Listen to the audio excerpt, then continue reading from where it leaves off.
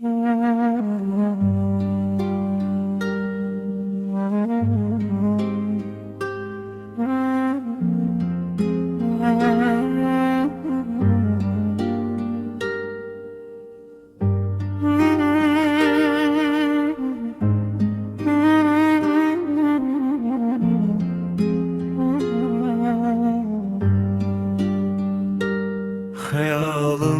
bu gecədə yata bilmirəm. Sənsiz uzaqlarda nəfəs almıram. Neyləyim mən sənə çata bilmirəm. Həsrətin əlində tənha qalmışam. Gecələr xəyalınla tək qalıram. Həsrətin oduna hər gün yanıram. Sənsiz bu geniş dünya mənə dar. Zülmət gecələrdə səni yanıram.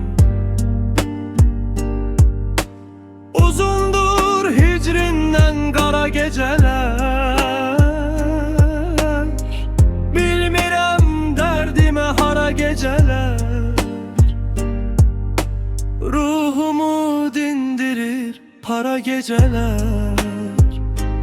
Ayrılık, ayrılık, aman ayrılık. Her biri dertten alay, aman ayrılık. Ayrılık, ayrılık, aman ayrılık. Her biri dertten alay, aman ayrılık. Yadıma düşende ala gözlerin, kalbimde iz koyup şirin sözlerin. Kesilip yollarım itiptir izin. Bakışın ruhumda kalıptır senin. Deyirlər zaman hər şeyin dərmanıdır. Amma zaman unutmaq üçün deyil. Sadəcə bu ağrı ilə yaşamaq öyrəşmək üçündür.